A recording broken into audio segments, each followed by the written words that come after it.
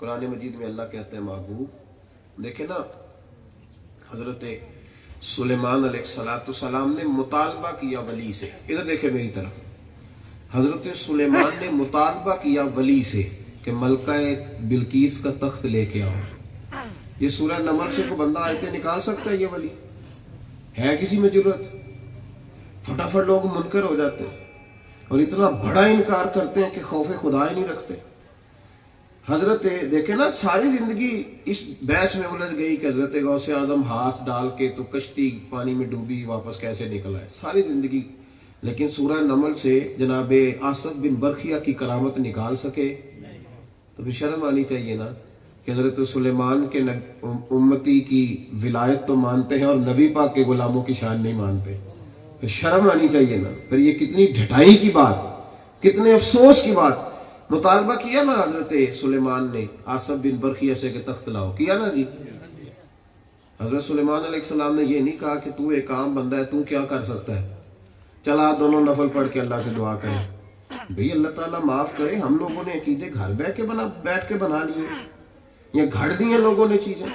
عجیب چکر ہے نا، لوگ ہیں کہ بات کر کے فٹافٹ گزر جاتے ہیں، اور اتنے بڑی لمبی چوڑی جماعت کو لوگ فتوی شرک دے کے گزر جاتے ہیں، خوف خدا نہیں کرتے۔ ساری زندگی ایک بندہ مسلمان نہیں کر سکے لیکن ہر جمعے 1500-1800 مشرک بنا دیتے ہیں، ڈرتے نہیں اللہ تعالیٰ سے۔ غور کرنے کا مقام ہے۔ حضرت سلیمان نے کہا لاؤ تخت، انہوں نے کہا جناب آئے گا۔ تفصیل کا آپ کو پتہ ہے، صرف اشارہ کرنا مقصد ہے۔ تو کہا کتنی جلدی آئے گا؟ پلک جھپکنے سے، بولیے پلک جھپکنے سے، حالانکہ پلک جھپکنے تک لانا بھی مشکل ہے۔ 80 فٹ اونچا تھا، 80 فٹ چوڑا تھا اور 80 من وزنی تھا۔ پلک جھپکنے سے پہلے پھر آیا کہ نہیں آیا؟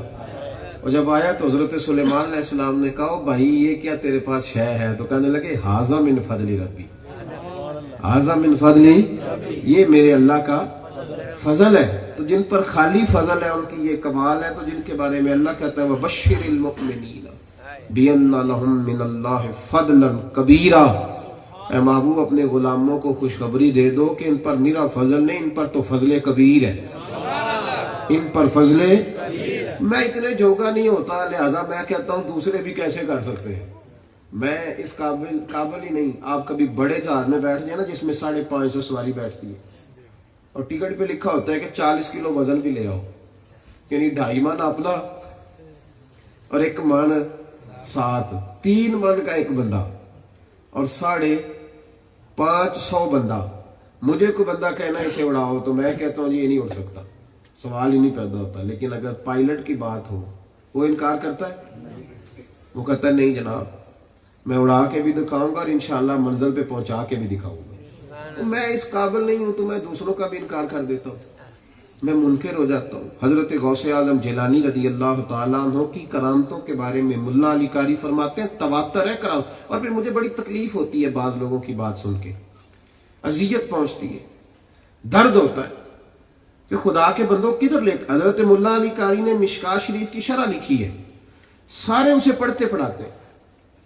مشکات کی شرح بندہ لکھے تو ٹھیک ہے، اور وہی بندہ اگر حضرت غوث پاک کی شان لکھے پھر کہتے ہیں جی یہ کو زیادتی کر گئے۔ اور بھئی یہ مشکات کی شرح، وہی بزرگ جو مشکات کی شرح لکھے حدیث کی، تو سارے لوگ اپنے مدرسوں میں اس کتاب کو پڑھاتے ہیں۔ نہ ایسے کرو، یہ ڈنڈی ہے، نہ مارو ڈنڈی اللہ تعالیٰ سے، اللہ کے حضور بھی حاضر ہونا ہے۔ تو غوث اعظم کے مناقب لکھے ہیں ملا علی قاری نے۔ وہ کہتے ہیں کہ ایک دن ایک مرید تھا غوث پاک رضی اللہ تعالیٰ عنہ کا، تو وہ ایک دوست سے کہنے لگا چل تجھے اپنے پیر سے ملا کے لاؤں، جو کسے دا عاشق ہوئے گالوں سے بھی کردا، آ چل تجھے اپنے مرشد سے۔ ہمارے زمانے میں تو پیروں نے سکھایا ہے، اللہ ماشاءاللہ سب کی بات نہیں، انہوں نے سکھایا ہے کہ میرے علاوہ نہ کسی کے پاس جانا، میرے علاوہ کسی، ٹھیک ہے والد ایک ہی ہوتا ہے پر چچے تو 50 ہو سکتے ہیں کہ نہیں۔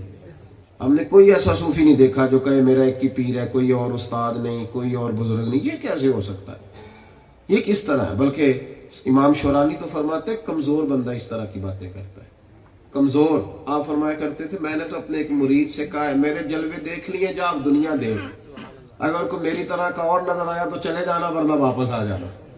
ختم ہو گئی بات. ہم چما دیگرے نیست, اگر کو ملا تو صحیح ہے, اور اگر نہ ملا تو پھر مان لینا, پھر آ جانا. تو بات یہ ہے کہ یہاں تو شدت پیدا کر دی لوگوں نے اور ماحول کو خراب کر دیا.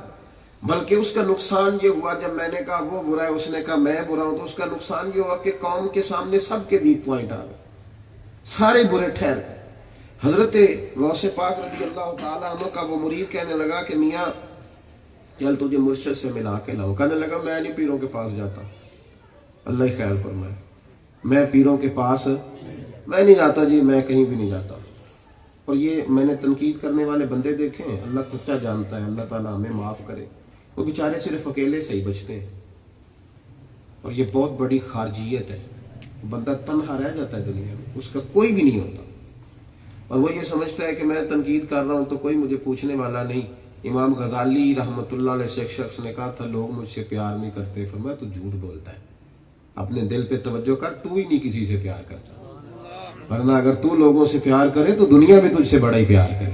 تو غلط بات کہہ رہا ہے. اپنے دل سے تجربہ کر کے تیری کی جتنی تیرے دل میں کسی کی محبت ہے اس کے دل میں بھی تیری اتنی ہے. یہ تو تیرے پاس آئینہ ہے, اپنے آپ کو دیکھ لے. تو وہ کہنے لگا چل تجھے حضرت صاحب سے ملا کر. لگا میں نہیں جاتا, بالکل میں نہیں جاتا, کہیں نہیں جاتا.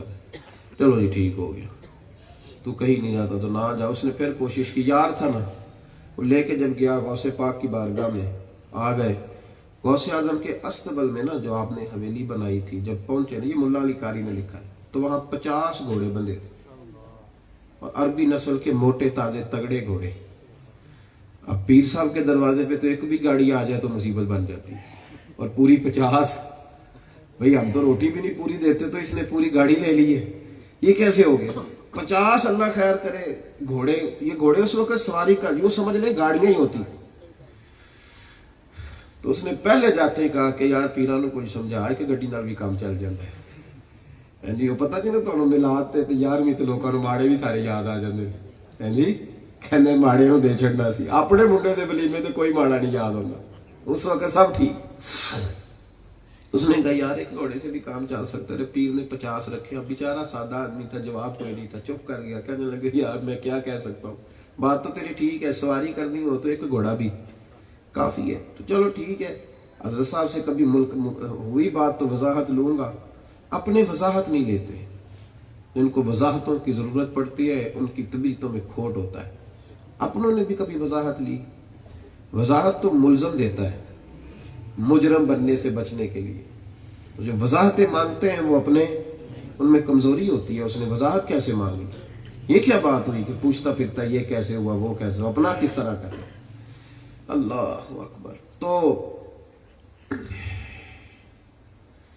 وہ ملاقات ہوئی, واپس چلا گیا. اب روز کہتا, پوچھا پیر صاحب سے کہ 50 گھوڑے کیوں رکھے, روز پوچھتا. یہ میں کسی عام مولوی کے حوالے سے نہیں بیان کر رہا, اس شخص کی بات بتا رہا ہوں جو سب کے لیے قابل احترام ہے. حضرت ملا علی قاری فقہ حنفی کے امام بزرگ گزرے. روز پوچھتا, وہ چپ کر جاتے, کہتے یار موقع نہیں ملا, پوچھوں گا وضاحت. لیکن اندر عقیدت تھی, پوچھنا چاہ ہی نہیں رہے تھے. موقع ملے گا تو بات کریں گے. وہ اعتراض کرنے والا بیمار ہو گیا, پیٹ میں کوئی تکلیف ہے. اللہ تعالیٰ سب کو محفوظ فرمائے. اتنا شدید بیمار ہوا, بغداد کے سب سے بڑے طبیب کے پاس گیا. اس زمانے میں چیک کرنے کا سٹائل یہ ہوتا تھا کہ ایک گوشت کے ٹکڑے کو, بوٹی کو دھاگے سے باندھ کے گلے میں لٹکاتے تھے. باہر نکلتی تھی تو طبیب اور حکیم بتا دیتا تھا کہ معاملہ کیا ہے. وہ باہر نکلی تو اس نے کہا میاں تو تباہ ہو گیا اندر سے, تیرا سارا پیٹ کا نظام, جگر, معدہ, پھپھڑے, ہر چیز ختم ہو. عربی نسل کا ایک گھوڑا چاہیے, اسے ذبح کرنا ہے, اس کا جگر نکالنا ہے.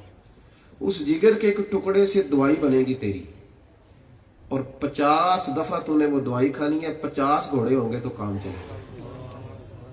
اب کو پتہ نا پھر مصیبت بن جائے تو دعائیں بھی یاد آ ہی جاتی ہیں. اب مشکل آ گئی. اب جناب بڑی آزمائش, کیا کرتا. اس اپنے دوست کے پاس گیا, کہنے لگا چل حضرت صاحب کے پاس چلے. اس نے کہا تینوں نہیں کڑنا, تو اعتراض بڑے کرتا ہے. تیری مہربانی چل یار, میں بڑا پریشان ہوں. رو پڑا, منت کی, پاؤں پڑا. اللہ اکبر. لے گئے سرکار غوث اعظم کی بارگاہ میں. اللہ کے ولی سخت نہیں ہوتے, کیونکہ نبی کریم رحمت للعالمین ہے. تو یہ نبی پاک علیہ السلام کے وارث ہیں, حضور کی روحانیت اور علم کے. یہ لوگ معافی تو بس ایسے ہیں جیسے انہوں نے جیب میں رکھی ہوتی. جب کوئی مانگے جس وقت مانگے، اللہ کا بندہ ہوتا ہی نرم دل، بلکہ ترمذی میں حضور نے فرمایا وہ اتنا نرم دل ہوتا ہے کہ سامنے والا اسے بیوقوف سمجھ لیتا ہے، کیونکہ مومن اب نرم دل ہوگا، لوگ کہتے ہیں بیوقوف ہے، اسے کیا پتا، جیسے میں کہتا ہوں ویسے کر لیتا ہے، حالانکہ وہ نرم دل ہوتا ہے۔ سرور کائنات علیہ السلام کے غلام نے دیکھا حضرت غوث پاک نے اسے اندر آتے ہی تو دیکھ کے نہ اٹھ کے کھڑے ہوئے، پھر سینے سے لگایا، یہ بزرگوں کا اخلاق ہے، پھر ماتھا چوما، فرمانے لگے یار تو ایک دن میری گلی سے گزر رہا تھا تو میں نے تیرے اوپر نظر ڈالی تو مجھے اسی وقت پتہ چل گیا کہ تو بیمار ہو جائے گا، اور اس پر بھی میں حدیث پڑھ دوں، لوگ فٹافٹ کہہ دیتے ہیں نہیں کیسے پتہ چل گیا۔ ترمذی شریف میں حدیث ہے، نبی پاک نے فرمایا اتقوا فراست المؤمن فإنه ينظر بنور اللہ، مومن کی فراست قلبی سے ڈرا کرو، وہ اللہ کے دیے ہوئے نور سے دیکھتا ہے، وہ اللہ کے دیے ہوئے نور سے دیکھتا ہے۔ فوراً غوث اعظم فرمانے لگے تو ایک دن گزرا تھا، میری نظر پڑی تھی، مجھے پتا چلا تو بیمار ہوگا اور پھر تیرا علاج عربی نسل کے 50 گھوڑوں سے ہوگا، فرمایا تیرے لیے کھڑے کیے ہوئے ہیں سارے، اور گھر لے جانے کی چارہ ڈالنے کی بھی ضرورت نہیں، روز آیا کر ایک لے جایا کر، ذبح کر کے اپنا علاج کرا۔ پیروں میں گر گیا، کہنے لگا علاج بعد میں پہلے مرید کر لے، آپ فرمانے لگے نہیں مرید ہونے پہ تو قابل ہی نہیں، اس لیے کہ اندر ہو بھی نہیں ہے تو مجبوراً آیا ہے، تو اپنا علاج کرا، اللہ تجھے صحت دے، پھر جہاں دل کیا وہاں جا کے مرید ہو جانا۔ بھائیو اللہ نے کمالات دیے، ہم وہ حدیثیں کہاں لے جائیں، کیا ترجمہ کریں؟ اگر تمہاری بات مانے تو کیا ترجمہ کریں اس حدیث کا جو بخاری اور مسلم میں موجود ہے؟ نبی کریم نے فرمایا جب اللہ کا بندہ کثرت سے عبادت کرتا ہے تو پھر اللہ فرماتا ہے میں اس کی آنکھیں بن جاتا ہوں۔ وہ کون ہے بندے پھر تو بتا دے نا، اگر وہ دور تک دیکھ ہی نہیں سکتے تو اللہ کی آنکھیں بننے کا معنی کیا ہوا؟ اللہ فرماتے ہیں جب کثرت سے بندہ نفل پڑھتا ہے، بخاری مسلم کی حدیث ہے، تو میں اس کی زبان بن جاتا ہوں، میں اس کے ہاتھ بن جاتا ہوں، میں اس کے پیر بن جاتا ہوں۔ وہ میرے بھائی پھر بتانا اس کا کیا ترجمہ کریں؟ اگر تیری نظر میں کوئی کچھ نہیں کر سکتا، کسی میں کوئی طاقت نہیں، تو اس حدیث کا کیا معنی کرے؟ تو بتا اس کو کیسے نکالے گا؟ یا ہمیں سمجھا دے، بلکہ کبھی کبھی میں مشورہ دیا کرتا ہوں، میں کہتا ہوں یا سمجھ لو یا ہمیں سمجھا دو، کچھ تو کرو نا میرے بھائی، کسی طرف تو آؤ نا۔ نبی کریم علیہ السلام کے غلاموں کی یہ شان رہی، حضور کے غلاموں کا یہ مرتبہ رہا، اللہ نے انہیں اعزاز دیا، ہر دور میں با کرامت لوگ موجود رہے، اور حضور غوث پاک کی شان کا تو کیا کہنا، سبق پڑھا رہے تھے، پڑھاتے پڑھاتے ہاتھ آگے کیا، اور جب ہاتھ پیچھے کیا تو بازو بھیگ گیا، شاگرد کہنے لگے یہ کیا ہوا؟ فرمایا چھوڑو تمہارے والی بات نہیں، خاصا لیگ علامہ آگے نہیں مناسب کرنے، تمہارے والی بات نہیں، تم چھوڑو۔ حضرت غوث پاک رضی اللہ تعالیٰ عنہ کا بازو بھیگا ہوا ہے، 2-3 دفعہ بچوں نے پوچھا، فرمایا تم اپنے کام سے کام رکھو، تمہاری جتنی سوچ تھی اس کے مطابق تمہیں بات بتا دی۔ تھوڑی دیر گزری تو کچھ لوگ آ گئے، کہنے لگے کشتی میں جا رہے تھے، اچانک طوفان آ گیا، وہ بھائی اگر حضرت آصف بن برخیہ کا ہاتھ پہنچ جاتا تو میرے غوث پاک کا بھی پہنچ ہی جاتا ہے۔ فرمایا طوفان آ گیا تو آواز دی یا شیخ عبد القادر جیلانی، اور خدا کے فضل سے ہم پر ہے سایہ غوث اعظم، ہمیں دونوں جہاں میں ہے سہارا غوث اعظم کا۔ تو کہا اچانک حضرت غوث پاک کا ہاتھ نمودار ہوا ہے اور کشتی پکڑ کے کھینچی ہے، انہوں نے کنارے تک لگا دی۔ شیخ حماد حضور غوث اعظم کے زمانے کے ایک ولی ہیں، ان کے پاس ایک تاجر گیا، تاجر بڑا نیک آدمی تھا، جب تجارت کما کے لاتا تھا نا تو بہت سارے دینی ادارے چلاتا تھا، غریبوں کی امداد کرتا تھا، بغداد سے ملک شام جایا کرتا تھا۔ شیخ حماد کے پاس آیا، کہنے لگا حضور میں تجارت کے لیے جا رہا ہوں ملک شام، تو آپ مہربانی فرمائے دعا کریں۔ حضرت نے استخارہ فرمایا تو کہنے لگے نہ جانا، اس راستے میں تو قتل ہو جائے گا، نہ جانا۔ وہ حضرت غوث پاک کی بارگاہ میں گیا، کہنے لگا حضور میں نہیں جاتا تو بڑے بڑے غریب بیوہ یتیم بچے میرے ہر سال کے منتظر ہوتے ہیں، میں نے دینا ہوتا ہے۔ شیخ حماد نے منع کر دی۔ حضرت غوث اعظم نے تھوڑی دیر گردن جھکائی، فرمانے لگے جا تو اللہ خیر کرے گا، جا تو اللہ مہربانی فرمائے گا، تو جا۔ تو چلا گیا۔ وہ کہتے میں نے خوب تجارت کی، خوب مال کمایا، خوب میں نے وہاں جد و جہد کی، اور جب میں مال کما کے واپس نکلا رستے میں ایک جگہ پہ سویا، میں خواب دیکھتا ہوں کہ ڈاکو آ گئے، انہوں نے سارا قافلہ لوٹ لیا، پھر اچانک ان کو کیا خیال آیا، لوگوں کو قتل کرنا شروع کر دیا۔ میرے پاس بھی آئے، ایک ڈاکو نے مجھے بھی قتل کیا، جب اس نے میری گردن پر خنجر چلایا تو میری آنکھ کھل گئی۔ میں رات کو ہی سامان رکھ کے اتنا خوف زدہ ہوا کہ رات کو ہی دوڑ پڑا۔ میں اگلے دن بغداد پہنچا تو شیخ حماد میرے سامنے کھڑے تھے، فرمانے لگے تجھے پتہ ہے اللہ اپنے بندوں کی دعائیں بڑی قبول کرتا ہے؟ میں نے کہا حضور بتائیں۔ فرمانے لگے وہ جو واقعہ تیرے ساتھ حقیقت میں ہونا تھا نا، غوث پاک کی دعا سے اللہ نے اسے خواب بنا دیا ہے۔ رب کریم نے اسے، اب کوئی شخص یہاں بھی اڑ سکتا ہے کہ عمر کیسے بڑھ گئی، اس پر بھی بخاری کی حدیث پڑھ دوں۔ نبی پاک صلی اللہ علیہ وسلم نے فرمایا تو اپنے رشتہ داروں سے اچھا سلوک کر، اللہ تیرا رزق بھی بڑھا دے گا، تیری عمر بھی بڑھا دے گا۔ اب ایسے کام مشکل ہے، رشتہ داروں سے اچھا سلوک ایک خاصا مشکل کام ہے، کیونکہ رشتہ داروں سے تو اچھا سلوک نہیں نہ ہوتا، ویسے کوئی اور دور کا سجن ہوتا ہو جاتا ہے اچھا سلوک۔ حضور نے فرمایا رشتہ داروں سے اچھا سلوک کر، عمر بھی بڑھ جائے گی اور رزق بھی بڑھ جائے گا۔ اس کا مطلب ہے عمر بڑھ جاتی ہے، رزق بھی بڑھ جاتا ہے، یہ حضور کے فرمان سے ثابت ہے۔ ایک بات اور عرض کرنی ہے، آپ میری طبیعت ملاحظہ کر رہے ہیں، کچھ موسمی اثرات کے سبب سے بہت زیادہ طاقت نہیں پا رہا میں بات کرنے کی، لیکن چونکہ بات حضور غوث اعظم کی ہے نا، اور حضور غوث پاک کی بات ہم جب بھی کرتے ہیں بڑی عقیدت کے ساتھ کرتے ہیں۔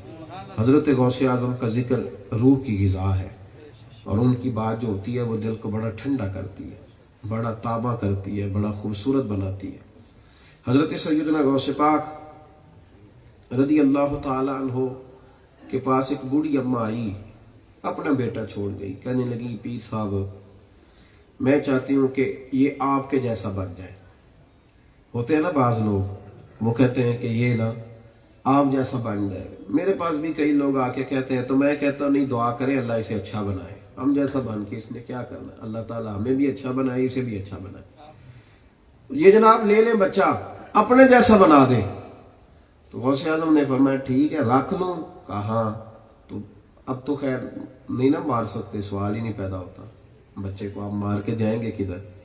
وہ ہمیں استاد کبھی مارتے تھے تو پھر بعد میں بڑے استاد کو جا کہتے تھے نا بڑا مارا ہے، تو وہ کہتے تھے کہ جہاں استاد کی مار پڑے نا وہاں اللہ کرم فرماتا ہے، خیر ہوتی ہے۔ اب نہیں مار سکتے، ہے نا جی، اللہ تعالیٰ ہمیں معاف کرے، اب نہیں مار سکتے، اب بڑے حالات خراب ہیں، اب باہر لکھا ہے اسکولوں کے مار نہیں پیار۔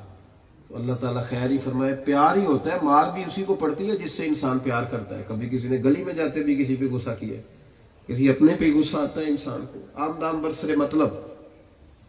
فرمایا جیسے چاہوں کروں۔ اس نے کہا کہ جیسی مرضی ٹریننگ کرے پر میرا بچہ نا پڑھ جائے اور طریقت کا شاخسوار بنے، تصوف اور سلوک کی ساری منازل طے کر جائے، اس کو معرفت کا حسن ملے۔ فرمایا ٹھیک ہے۔ غوث پاک نے رکھ لیا۔ وہ بی بی کوئی سال سوا کے بعد آتی رہتی تھی، ایک دو سال کے بعد وہ آئی تو اس نے دیکھا کہ اس کا بچہ رات کی خشک روٹی سرکے کے ساتھ کھا رہا ہے، اور دور بیٹھا اکیلا روٹی پکڑی ہے اور سرکے کے ساتھ وہ کھا رہا ہے۔ اس نے کہا شاید سارے ایسے ہی کھاتے ہوں گے۔ وہ اندر گئی حضور غوث پاک کے پاس، تو غوث اعظم دیسی مرغی کے ساتھ کھانا کھا رہے تھے۔ آپ کو پتہ ہے عقیدت تو فوراً اسی وقت ختم ہو جاتی ہے، وہ تو دور ہی نہیں ہے کہ گنجائش دے سکے، آپ سوال ہی نہیں پیدا ہوتا۔ غوث پاک کی کیا بات ہے یہاں تو میرے بھائی اور معاملہ ہے، اور ایک معاملہ ہے۔ مجھے ایک صاحب کہنے لگے جی وہ ایک P H D doctor professor ہیں ہمارے گجرانوالہ کے، بڑے اچھے زبردست تعلیم ہے، کہنے لگے دیکھیں جی انہوں نے اتنی بڑی گاڑی رکھی ہوئی ہے۔ تو میں نے کہا آپ کی تعلیم کیا ہے؟ کہنے لگا چھٹی کلاس میں چھوڑ دیا۔ تو میں نے کہا خدا کے بندے، اس شخص نے پہلے ایم اے کیا، پھر 3 سال لگا کے ایم فل کیا، پھر 3 سال لگا کے پی ایچ ڈی کی، اور درس نظامی پڑھا، اور پھر اس میں اسپیشلائزیشن کیا۔ تو اب تو کہتا ہے کہ وہ تیرے لیول پہ رہے، تھوڑا سا خیال کرنا، تھوڑا سا دیکھے نا یہاں جو آدمی کس ڈگری کا ہے، کس معیار کا ہے، آپ طبیعت کو سمجھے۔ اب آپ فٹافٹ یہ والا دعویٰ داغ دیں کہ جہاں میں ہوں سامنے والا بھی وہیں رہے، حالانکہ ایسا ہو سکتا، تو ہم چیزوں کو سمجھتے نہیں، بس بات داغنی ہے، چونکہ جمہوری ملک ہے، بات کرنے کی ویسے ہی اجازت ہے، ہر آدمی کر سکتا ہے، کر دیتے ہیں لوگ۔ اس سے یہ ہوتا ہے کہ اس جو ہے وہ دلوں میں قدورت پیدا ہوتی ہے، اور مومن کبھی قدورت نہیں رکھتا، مومن کی سوچ بھی اچھی ہوتی ہے، دل بھی صاف ہوتا ہے، نرمی ہوتی ہے طبیعت میں۔ تو اب حضور غوث پاک دیسی مرغی سے کھانا کھا رہے تھے اور مرغی بھی بڑی تگڑی ساری تھی پاس، اور اینڈ پہ پہنچے ہوئے تھے تو ایک پلیٹ کے اندر ہڈیاں تھیں بڑی ایسے پڑی ہوئی ساری جمع کی اور گوشت کھایا جا رہا۔ تو اماں تھی، اماں کو ویسے ہی بڑا بچوں سے پیار ہوتا ہے، وہ کہنے لگی حضور میں تو کہہ گئی تھی بڑا لمبا چوڑا لنگر ہے، تو آپ نے یہ کیا کیا، میرا بیٹا روکھی سوکھی کھا رہا ہے اور آپ مطلب یہاں بیٹھ کے مرغی کے ساتھ کھانا کھا رہے ہیں۔ تو حضرت غوث اعظم نے جواب نہیں دیا، با کمال لوگ تھے نا، ان کو وضاحتوں کی ضرورت نہیں تھی، اللہ نے انہیں ویسے بڑی قوت عطا فرمائی، کوئی وضاحت نہیں کی، کچھ نہیں کہا، کوئی ایسی بات نہیں، کوئی ضرورت نہیں پڑی کہنے کی کہ مجھے ڈاکٹر نے یخنی بتائی ہے اس لیے کھا رہا تھا، کوئی مطلب ایسی وضاحت نہیں دی، بلکہ حضور غوث اعظم نے کہا اچھا دیکھا یہ، کہا ہاں، فرمایا تجھ سے تو پہلے ہی کہا تھا کہ میں نے مرضی سے چلانا ہے، تو نے کہا تھا رکھ لو، تو تیری اجازت سے روٹی دی ہے، اس کو جو بھی دیا، بہرحال پھر بھی تجھے مطمئن کرنے کے لیے بتا دیتا ہوں، وہ ساری ہڈیاں غوث اعظم نے پلیٹ سے اٹھا کے زمین پہ رکھی اور فرمانے لگے کم باذن اللہ، چلو اللہ کے اذن سے اٹھ جاؤ۔ کہتے ہیں اسی وقت ان ہڈیوں پر پار آئے، اسی وقت گوشت آیا اور مرغی زندہ ہو کے دوڑنے لگی۔ تو غوث اعظم کہنے لگے اماں جب تیرا بیٹا اس مقام پہ پہنچ جائے گا نا پھر جو دل کرے کھائے، جب یہاں تک آ جائے گا نا پھر جو، اب میں بار بار مجھے دلیل دینی پڑ رہی ہے، پرندے زندہ ہو جاتے ہیں، ہے تیسرے اس بارے میں حضرت سیدنا ابراہیم نے زندہ کیے ہیں اور مختلف پرندے زندہ کیے ہیں، ان پر پار آئے ہیں، ہے بھائی۔ اور حضور نے فرمایا علماء امتی کا انبیاء بنی اسرائیل، میری امت کے علماء ایسے ہی ہوں گے جیسے بنی اسرائیل کے نبی ہوتے ہیں، اور بھائی دلیل بھی ہے اس پر، اس کی سند بھی ہے، اس پر دلائل بھی۔ تو اللہ نے انہیں بڑا کمال اور بڑا رتبہ اور بڑا اعزاز عطا فرمایا۔ 11ویں شریف کیوں دلائی جاتی ہے، اس کی کیا ضرورت ہے، کہ ساری چیزیں ایک ہی ہیں، ختم، کل، 10واں، چیلم، سالانہ، اس کا ایک ہی نام ہے، وہ ہے ایصال ثواب۔ نام کیا ہے جی اس کا؟ ایک ہی، 11ویں ہو، ختم ہو، کل ہو، 10واں ہو، اس کا نام ہے ایصال ثواب۔ ایصال ثواب اس کا نام ہے۔ تو ایصال ثواب آپ کوئی بھی نام دے کے کریں، آپ چلو 11ویں نہ کریں، آپ 15ویں نام رکھ لیں، لیکن رہے گا کیا؟ ایصال ثواب۔ کچھ آپ نے لنگر بنا لیا، کوئی چیز کسی بزرگ کی طرف سے اللہ کے راستے میں خیرات کر دیا، اب آپ کہیں گے غریب کھائیں تو تب ہی صدقے کا ثواب ملتا ہے، نہ بھائی۔ نبی پاک نے فرمایا تو محنت کر کے روٹی کما کے اپنی بیوی کے منہ میں لقمہ ڈالے گا، وہ بھی صدقہ ہی ہے، بچوں کو روٹی دینا وہ بھی صدقہ ہی ہے۔ ایک صحابی نے کہا یا رسول اللہ بہترین مسلمان کون ہے؟ فرمایا جو سلام لینے میں پہل کرے اور کھانا زیادہ کھلائے۔ تو امیر کو کھانا کھلانے پہ بھی ثواب ملتا ہے، امیر ترین شخص کو بھی روٹی کھلانے پہ ثواب ملتا ہے۔ تو یہ بھی لوگوں نے غلط، ہاں ایک صدقہ ہوتا ہے واجبہ نافلہ، جیسے زکوٰۃ ہے، جیسے فطرانہ ہے، وہ واجب اور فرض صدقے ہیں، وہ نہیں امیر کھا سکتے۔ ویسے تو کل معروف صدقہ، ہنس کے ملنا بھی صدقہ ہے، تو اب کیا آپ ہنس کے نہیں ملیں گے کہ اس کو میں صدقہ دے رہا ہوں؟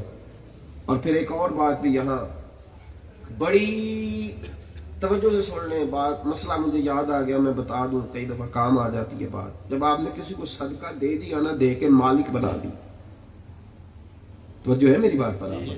آپ نے ایک طالب علم کو زکوٰۃ لگتی ہے، ایک غریب کو زکوٰۃ لگتی ہے، ایک آپ نے اس کو صدقہ دے دیا، وہ مالک بن گیا۔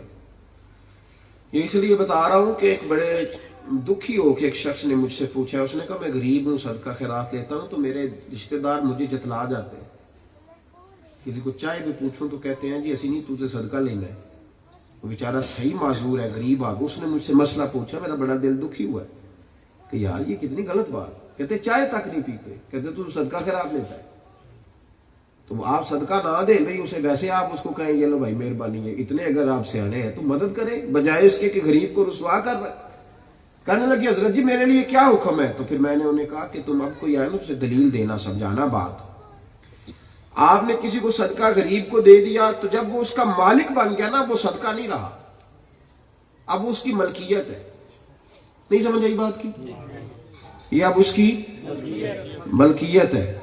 ہمارے احناف میں، حنابلہ میں، شوافی میں، تمام میں متفقہ مسئلہ ہے کہ جب کوئی مالک بن گیا تو اب وہ آپ کو کہتا ہے، بالغ ہونا اس کا شرط ہے، نابالغ نہ ہو۔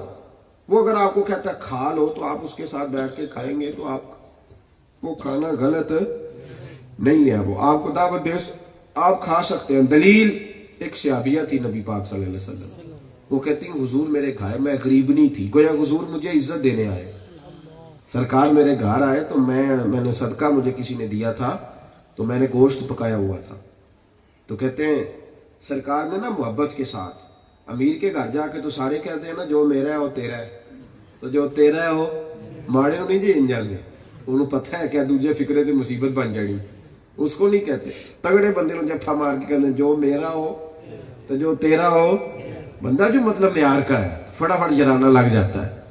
وہ کہنے لگے حضور صلی اللہ علیہ وسلم جب گئے نا تو میرے گھر میں لوگ نہیں آتے تھے کہ صدقے کا اس کے گھر میں مال ہوتا ہے، تو حضور تشریف لائے، ہنڈیاں پکتی دیکھی، دیکھو میرے نبی کہاں کہاں دلوں کا خیال رکھتے، کہاں کہاں حضور پیار بانٹتے، کس کس رنگ میں نبی کریم نوازتے، کیا انداز ہے رسول رحمت کا۔